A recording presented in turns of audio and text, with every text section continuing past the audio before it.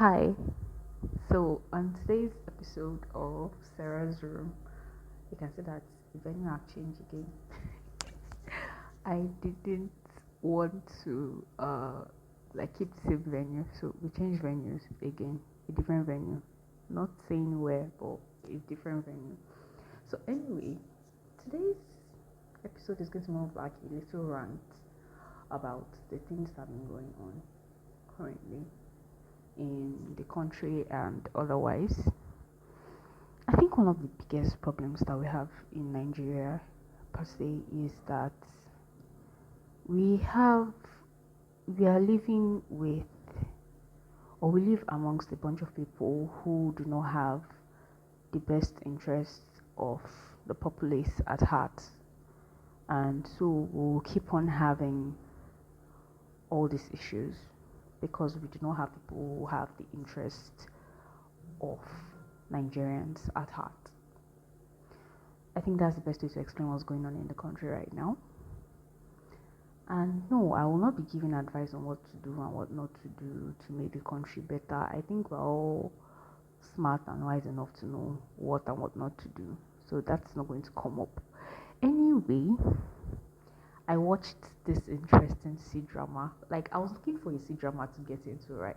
And I was like, I need a new C drama. I need a new C drama. And I did not know which Chinese drama I could like really, really watch. I know Chinese dramas are like, they're like divided into like four or three major ones. Like we have the modern dramas, like dramas that are set in modern times, like now, and then we also have dramas that are set in historical times.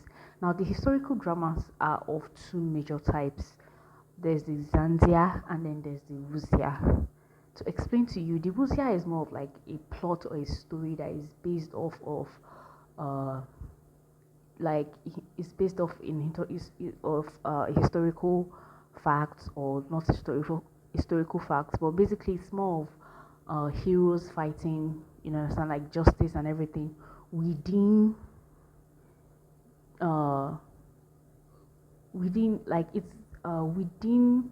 Okay, the best way to explain Buzia dramas is like this. Okay, so you know how they have action movies like Jackie Chan and whatnot. Yeah, like the ones he acted. Yeah, they have stuff. I said Jackie Chan. That's the actual. That's the actual word, Jackie Chan. So like you know how they have all like these dramas and stuff, right? Yeah, that are based off of actual fight scenes and everything. So uh, when you want to describe them, they describe this kind of actions and stuff as uh heroes and whatnot, and like roaming the general world, and it's still based like on this earth. Like everything that happens in the plot line of a Wuzia drama is like based and focused on what happens here on earth. But with Zanzia dramas, you stop dealing with what is happening here on earth, like emperors and whatnot, and you start dealing with shit like the emperor of the heavenly palace. There's no heavenly palace here on earth, so you, of course, you know it is not.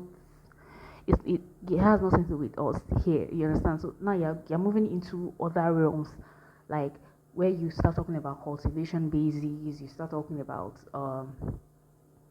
gods and goddesses, and fighting to get power, demons.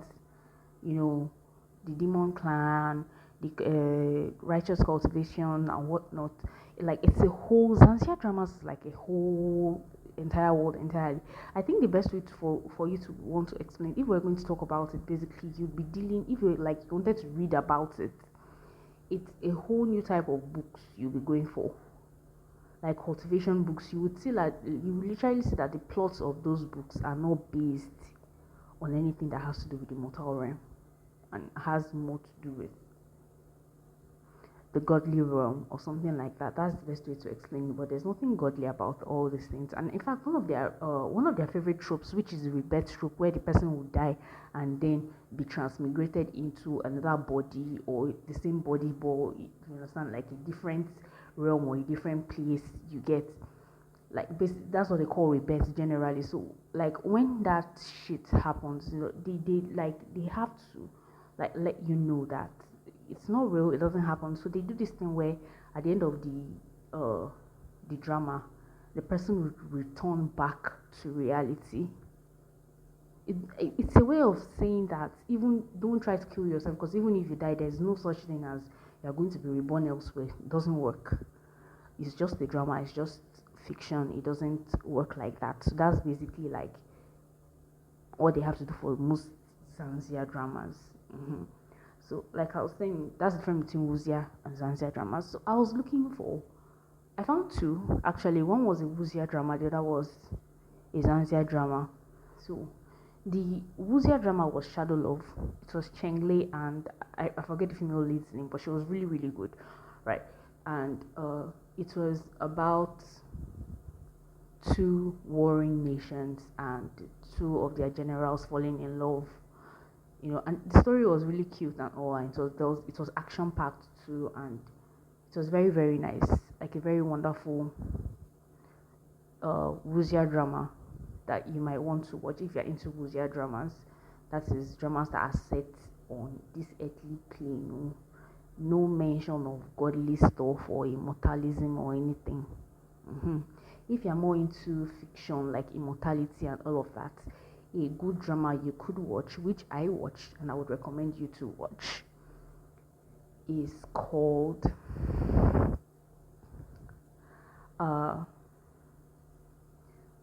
why do I always forget the name of this drama? The book, it's taken from, it's based off of a book. So the book's name is called Offering Salted Fish to Master, and the drama name is called When Destiny Brings the Demon. Yeah, When Destiny Brings the Demon. That's the name. But the book, if you're looking for the book, like if you like to read the books and not just watch the drama, then the name of the book is called Offering Salted Fish to Master. I think you can find it on some Telegram channels that upload all these cultivation novels. You would find it there. But if you don't want to read it, you can just go and read the novel updates. So yeah, you can try reading on novel updates. So basically, I just want to talk very briefly about. We'll talk about Shadow Love some other time, but I just really want to focus on When Destiny Brings the Demon, because When Destiny Brings the Demon, like one of the things that you realize when you start watching at first, you think that the main character Sima Zhao is like a terrible person, you get, and that he was just killing people indiscriminately. But then you realize that the immortal clan that kept him locked up and tortured him and everything were the ones that literally killed his family members. And not only did they kill them, they literally they ate them.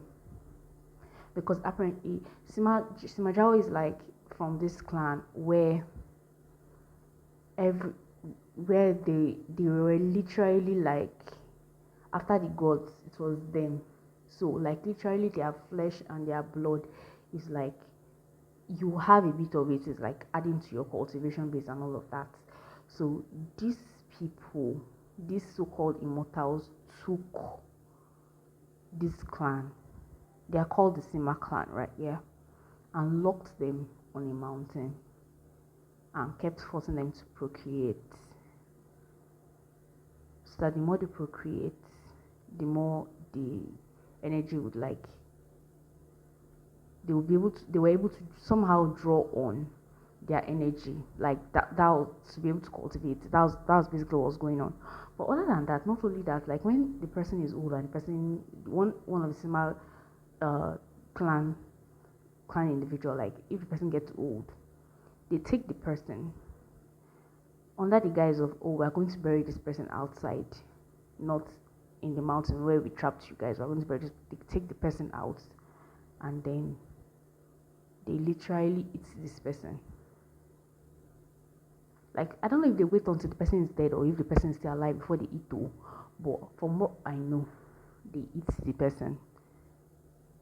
They drink the blood and eat the person's flesh. So yeah, they practice cannibalism. So I understood why Sima Zhao was not quite sane in the head. And then the female lead, she's the one who went through the rebirth process and came into that world and came into that world. Her name is Lao Tingyan. She's more of, how would I put it now? You know how you have all these lazy workers who don't want to work? They just want to do whatever they can, the small thing that they can do, and they just want to be left alone. In fact, if they get an opportunity, they will sleep from now till tomorrow at work. That was Lao Tingyan.